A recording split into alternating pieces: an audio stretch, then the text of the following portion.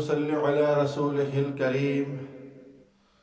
دوستو عزیزو، ہمارا یہ سلسلہ چل رہا ہے 1.5 سال کی جماعت کی کارگزاری کا، جو جماعت ہماری 7 آدمی پر مشتمل تھی اور جنوری 1993 میں نکلی اور جولائی 1994 میں واپس ہوئی، یعنی 1.5 سال کے بعد واپسی ہوئی، جس میں ہمارا حج کا سفر بھی تھا، 6 مہینے امریکہ، 6 مہینے کینیڈا۔ تو پہلا سفر جو ہے وہ امریکہ سے بھی ہم کینیڈا چلے گئے۔ تو پچھلی 2 کارگزاریاں گزر چکی ہیں، جس میں ہم نے تفصیل بتائی ہے کچھ۔ جب ہم جو ہے نیو یارک سے گاڑی خرید کر ہم لوگ ٹورنٹو گئے ہیں، اس کی 2 کارگزاریاں چھوٹی چھوٹی سی اس میں بیان کی ہیں۔ جو ساتھی تسلسل رکھنا چاہتے ہیں کارگزاری کا، تو وہ ڈسکرپشن میں لنک دیے ہوئے ہیں، اس میں سے دیکھ سکتے ہیں وہ۔ تو چلتے ہیں پھر آگے سلسلے میں۔ تو ٹورنٹو سے میرے دوست عزیزو ہماری جماعت سیدھا وینکوور گئی۔ کئی دن کئی رات کا سفر تھا۔ وینکوور ایک کونے میں ہے اور ٹورنٹو ایک کونے میں ہے۔ تو وہاں ہم راستے میں جاتے ہوئے جب رات جتنا دیر تک ڈرائیو کر سکتے تھے کرتے تھے، راستے میں نمازیں بھی پڑھتے رہتے ہیں۔ جب رات کو ڈرائیونگ کرنے کا سلسلہ ختم ہو جاتا، تھکاوٹ ہو جاتی، رات زیادہ ہو جاتی، تو پھر راستے میں کہیں پر بھی ہم گاڑی پارک کر کے، کہیں سے مراد وہاں 24 گھنٹے کھلنے والے بڑے بڑے شاپنگ مالز ہوتے ہیں، تو اس مال کے پاس پارکنگ ہوتی ہے، سینکڑوں کی تعداد میں بڑی بڑی پارکنگ ہوتی ہے۔ اس پارکنگ میں گاڑی کھڑی کر کے ہم لوگ سو جایا کرتے تھے، کیونکہ سونے کی تو 3 ساتھیوں کی تو پیچھے سونے کی سیٹیں بنی ہوئی تھی اور باقی سیٹوں پر سو جاتے تھے کھلے کھلے ہو کے، تو کوئی مسئلہ نہیں تھا۔ تو وہاں سے ہم سفر کر کے جب پہنچے ہیں وینکوور کینیڈا کا بہت خوبصورت علاقہ ہے، خوبصورت ترین علاقہ ہے وینکوور۔ سبزہ بہت ہے، پہاڑ ہیں، پھر پہاڑوں سے گزر کے پھر وادی میں جا کر جو ہے وہ وینکوور آباد ہے۔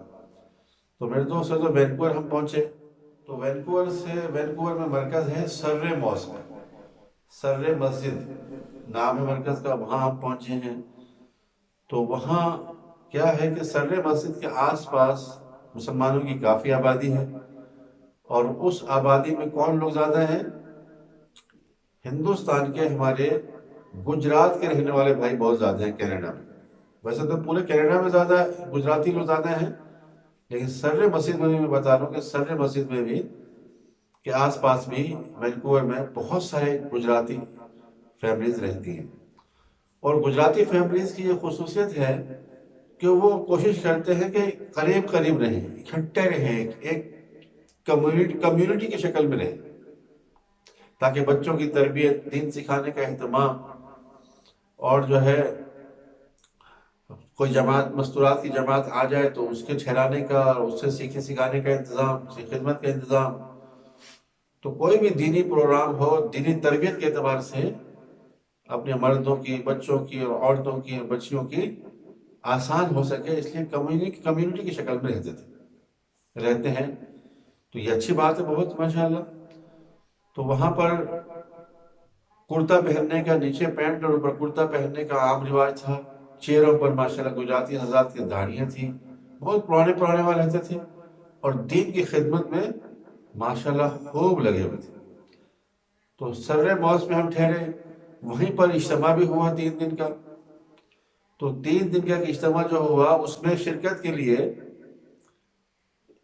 ساؤتھ افریقہ سے جو وہاں کے ذمہ دار ساتھی تھے اس وقت، ان کا نام محمد اسماعیل پارڈیا ان کی فیملی نیم ہے، وہ بھی گجراتی ہیں، چونکہ وہاں ساؤتھ افریقہ میں بھی گجراتی بہت رہتے ہیں۔ ہاشم آملہ جو ساؤتھ افریقہ کی کرکٹ کا پلیئر ہے، کیپٹن ہے، وہ بھی آپ اچھی طرح جانتے ہیں، وہ بھی گجراتی فیملی سے تعلق رکھتے ہیں۔ تو اسماعیل پارڈیا گجرات سے، وہ بھی اس اجتماع میں شرکت کے لیے آئے، تشریف لائے۔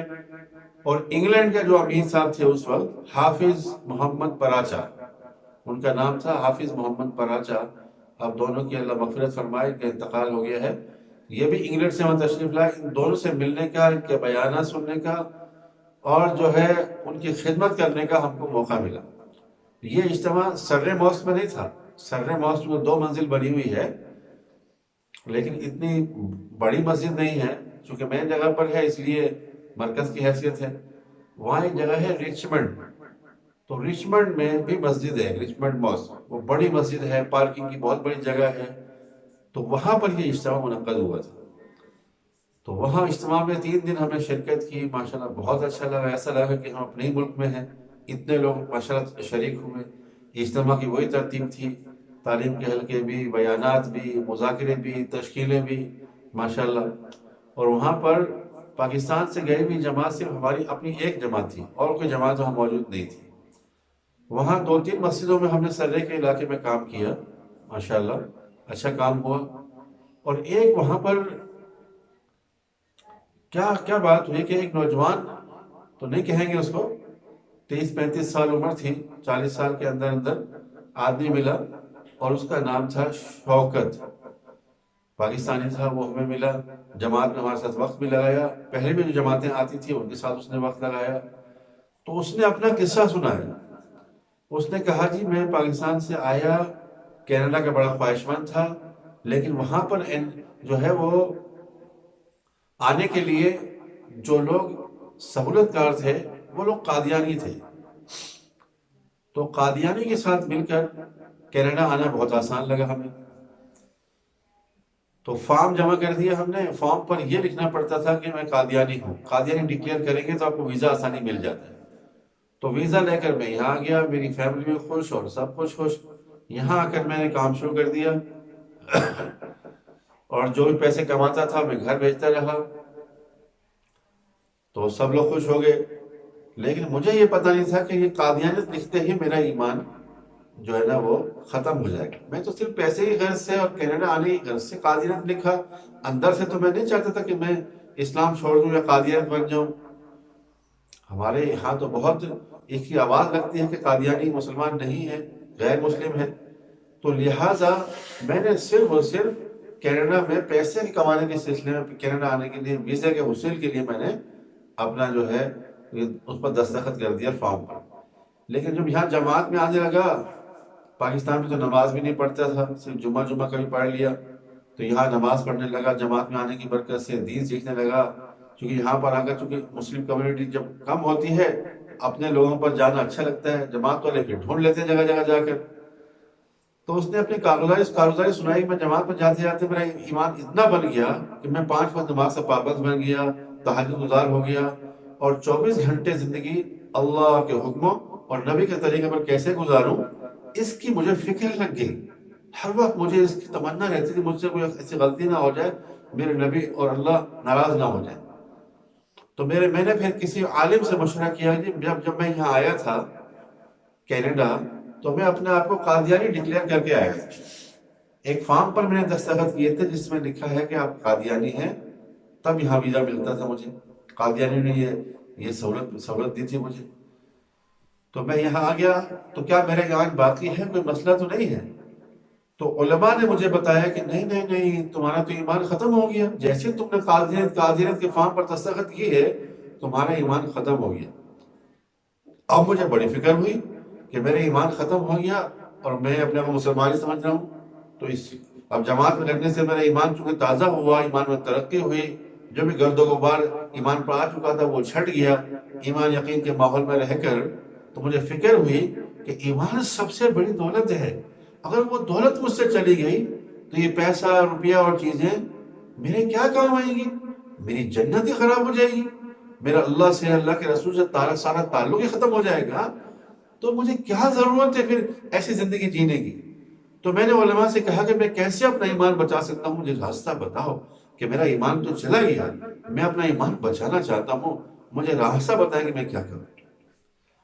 تو اس شخص کو پھر علماء نے یہ بتایا، مفتیان کرام نے، وہاں کے مفتیوں نے بھی اور پاکستان کے مفتیوں نے بھی اس کو یہ بتایا کہ تمہارا ایمان ایک صورت میں بچ سکتا ہے کہ اگر تم جا کے امیگریشن میں، کینیڈین امیگریشن کے آفس میں جا کر کہو کہ بھائی میں نے جو یہ فارم ڈکلیئر کیا تھا کہ میں قادیانی ہوں، تو وہ صرف میں نے ویزا لینے کے لیے کیا تھا کہ میں کینیڈا آ جاؤں. کیونکہ غریب ملک میں رہتے ہیں، یہاں آ کر کچھ نہ کچھ آدمی روزی روٹی کما لے گا اپنے بچوں کے لیے، گھر بار اچھا بنا. میں صرف ویزے کے حصول کے لیے یہ دستخط کیے تھے، لیکن میں قادیانی نہیں ہوں، میں تو مسلمان ہوں.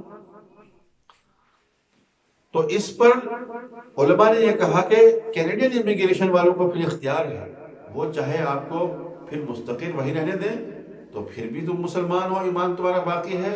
اگر تمہیں وہ ڈیپورٹ کر دیں، واپس تمہارے ملک میں بھیج دیں کہ تم نکل جاؤ یہاں سے، چونکہ تم نے جھوٹ بولا تھا یا جیسے طریقے سے بھی آئے تو اب تم یہاں نہیں رہ سکتے، چاہے تمہیں وہ واپس کر دیں تو تب بھی تمہارا ایمان باقی رہے گا، لیکن تمہیں یہ کرنا پڑے گا.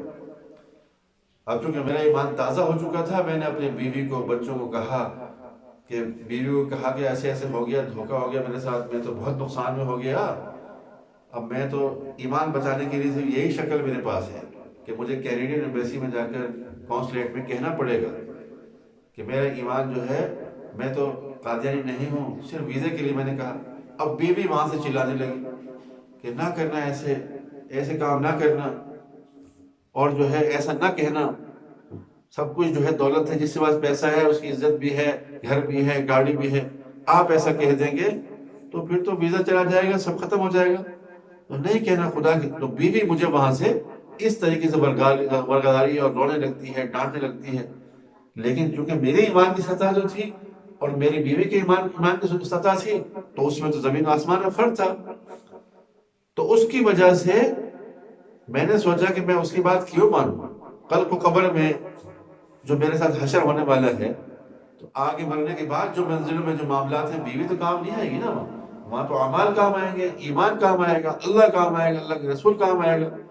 تو میں نے فیصلہ کیا کہ بیوی کی نہیں ماننی ہے، اور میں جا کر امیگریشن آفس میں کینیڈا کے میں نے یہ جا کے ڈکلیئر کر دیا کہ بھائی میں نے جو ویزا لیا تھا وہ میں نے صرف کینیڈا کا ویزا حاصل کرنے کے لیے اپنے آپ کو قادیانی ڈکلیئر کیا تھا، میں قادیانی نہیں ہوں. تو اس پر امیگریشن والوں نے یہ فیصلہ لیا کہ ٹھیک ہے، اگر ایسی بات ہے تو تمہیں ہم ڈیپورٹ کرتے ہیں، ہم یہاں تمہیں نہیں رکھیں گے. تو میں نے کہا ٹھیک ہے، ہمیں ڈیپورٹ کرو. تو وہ اس کو پھر وہاں سے ڈیپورٹ کرنا قبول ہو گیا، وہاں سے ڈیپورٹ کرنا قبول رہا، لیکن جو ہے قادیانیت کو اس نے چھوڑ دیا.